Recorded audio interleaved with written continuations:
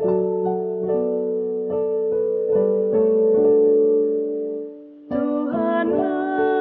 kekuatanku, Tuhanlah nyanyianku, Dialah keselamatanku. Jikalau Dia di pihakku, terhadap siapakah ku gentar?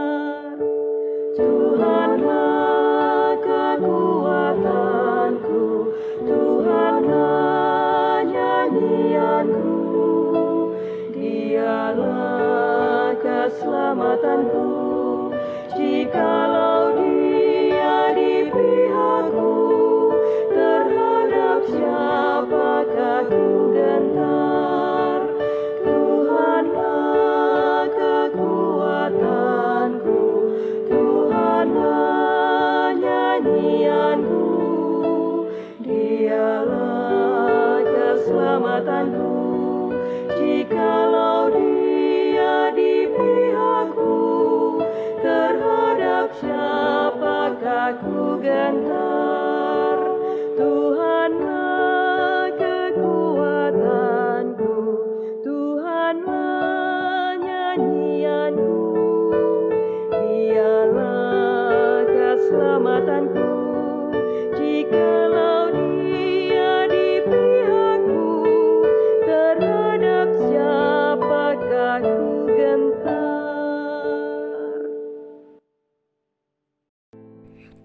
Mazmur 73 ayat 18-20. Sesungguhnya di tempat-tempat licin kau taruh mereka, kau jatuhkan mereka sehingga hancur. Betapa binasa mereka dalam sekejap mata, lenyap habis oleh karena kedahsyatan. Seperti mimpi pada waktu terbangun, ya Tuhan, pada waktu terjaga, rupa mereka kau pandang hina. Saudara-saudara, mari kita berdoa. Pimpin kami ya Tuhan, sekarang akan mendengarkan firman-Mu. Kiranya Roh Kudus menolong supaya kami memahami dan menjalankan firman-Mu dalam hidup kami sepanjang hari ini. Di dalam nama Tuhan Yesus. Amin. Kitab Ibrani pasal 12 ayat 3. Demikian. Ingatlah selalu akan Dia yang tekun menanggung bantahan yang sehebat itu terhadap dirinya dan pihak orang-orang berdosa, supaya jangan kamu menjadi lemah dan putus asa. Dalam pergumulan kamu melawan dosa, kamu belum sampai mencucurkan darah. Dan sudah lupakah kamu akan nasihat yang berbicara kepada kamu seperti kepada anak-anak? Hai anakku, janganlah anggap enteng didikan Tuhan, dan janganlah putus asa apabila engkau diperingatkannya. Karena Tuhan menghajar orang-orang yang dikasihinya, dan Ia menyesah orang yang diakuinya sebagai anak. Jika kamu harus menanggung ganjaran, Allah memperlakukan kamu seperti anak.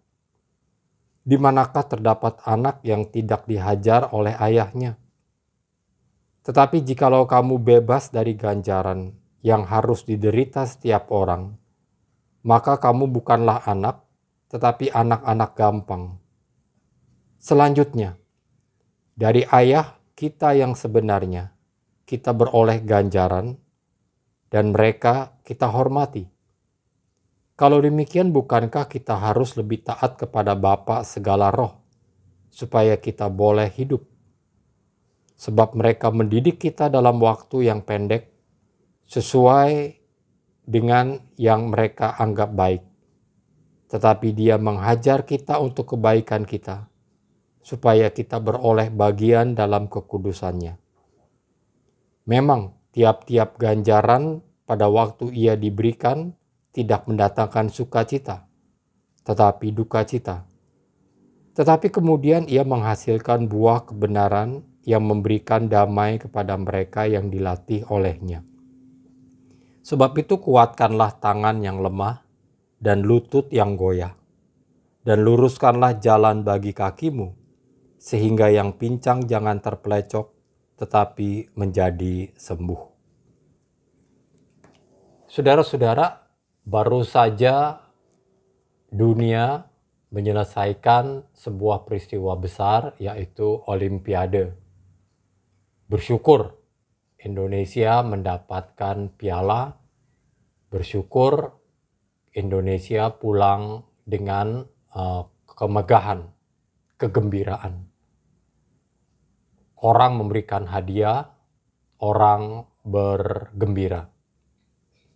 Tetapi yang perlu diingat adalah setiap atlet itu dapat memperoleh kemenangan, kejayaan setelah melewati latihan, pengajaran, bahkan ganjaran yang luar biasa. Baik waktunya maupun kualitas ganjarannya. Dalam latihan mereka tidak bisa bersenang-senang. Ada banyak kucuran keringat, mungkin juga air mata. Dalam kehidupan yang lain di luar olahraga, kita juga setiap orang yang akan memperoleh, yang bisa memperoleh kejayaan adalah mereka yang dilatih dengan keras. Bukan dalam waktu yang singkat, tapi dalam waktu yang cukup lama. Dan beban, pelajaran, pelatihan yang luar biasa. Murid yang biasa hanya mendapatkan pujian selama sekolah. Yang selalu mendapatkan nilai baik walaupun belum tentu menjadi haknya. Tidak akan dapat mampu bertahan. Seorang yang berkualitas, dia memperoleh kualitas yang baik, dia mencapai capaian yang luar biasa setelah melewati banyak pelajaran dan pengajaran.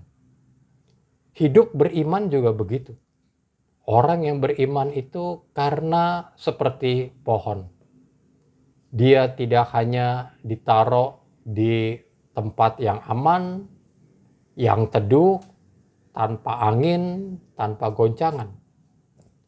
Tanaman yang kuat, pohon yang kokoh, karena selalu ditempa angin, ditempa kesulitan, ditempa bencana, maka dia bisa berakar kuat, dia mampu bahkan menahan gunung atau bukit, dapat menahan batu karena akarnya kuat.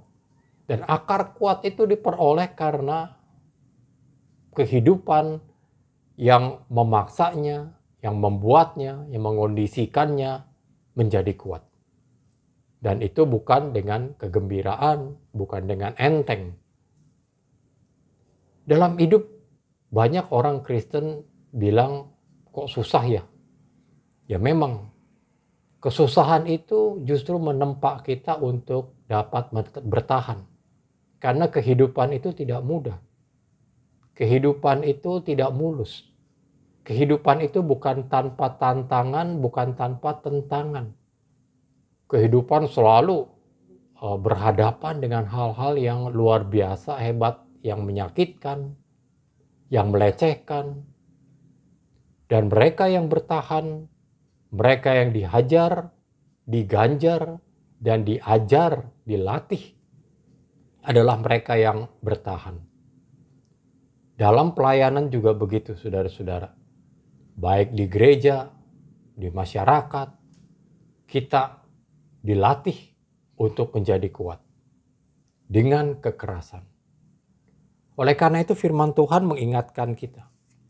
Ketika kita berhadapan dengan latihan-latihan itu, kita anggap itu adalah didikan Allah kepada kita, seperti didikan orang tua kepada kita.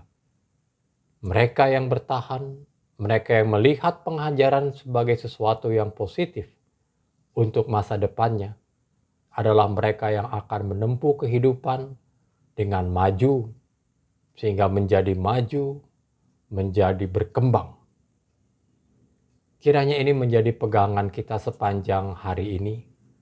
Kita tidak menantang susah, kita tidak menantang maut, Tetapi kita tahu setiap kesulitan mendatangkan hikmat, seperti didikan yang keras mendatangkan keberhasilan.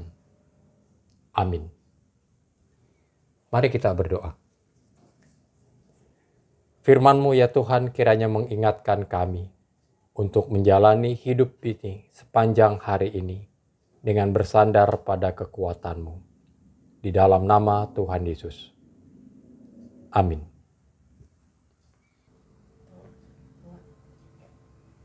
Mari saudara-saudara kita berdoa.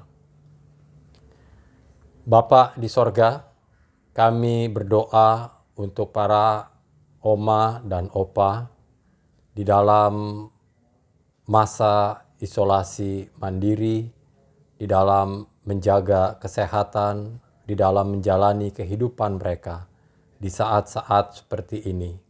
Kiranya Engkau menolong, memberikan penghiburan, memberikan kekuatan supaya mereka dapat melewati masa sulit di pandemi ini. Kepadamu kami memohon. Tuhan, dengarkanlah doa kami. Kami berdoa untuk anak-anak kami yang sedang sekolah, mereka yang sedang menimba ilmu, baik yang jauh maupun yang dekat, baik yang tinggal bersama dengan orang tua maupun di tempat tinggalnya sendiri. Kiranya Engkau menolong seluruh proses belajar, mengajar, baik secara daring maupun bersemuka. Engkau melindungi mereka, ya Tuhan, dengan kesehatan, dengan hikmat, dengan supaya raihan mereka akan pengetahuan, mencerdaskan, memajukan mereka. Kepadamu kami memohon. Ya Tuhan, dengarkanlah doa kami. Kami mengingat untuk gejolak negara-negara lain. Kami mengingat dan berdoa untuk Afghanistan, untuk Haiti, dan Lebanon di dalam krisis dan konflik mereka, baik konflik politik maupun krisis lingkungan hidup. Kiranya Engkau mengingat anak-anak-Mu, mengingat umat manusia di dalam pergumulan, di dalam kecemasan mereka, dan ketergantungan mereka kepadamu. Kepadamu kami memohon. Ya Tuhan, dengarkanlah doa kami. Kami berdoa untuk upaya pemerintah di dalam menangani pandemi ini. Engkau melengkapi dengan hikmat, Engkau berikan kekuatan di banyak cercaan, tentangan masyarakat yang tidak mengerti dan bahkan ingin melawan pemerintah. Kiranya Engkau menolong pemerintah kami, Engkau mengangkat orang-orang yang baik untuk sungguh-sungguh menjaga bangsa dan negara kami, supaya kami dapat melewati masa pandemi ini. Kepadamu kami memohon. Ya Tuhan, dengarkanlah doa kami. Kami berdoa untuk jemaat-Mu di sini. Engkau berikan kesehatan untuk mereka yang sedang berduka cita. Engkau berikan penghiburan untuk mereka yang sedang sakit atau merawat orang sakit atau menunggu orang sakit, menantikan saudara-saudaranya yang sembuh. Kiranya Engkau memberikan kekuatan. Kepadamu kami memohon. Ya Tuhan, dengarkanlah doa kami. Inilah doa kami yang kami panjatkan di dalam nama Tuhan Yesus. Amin.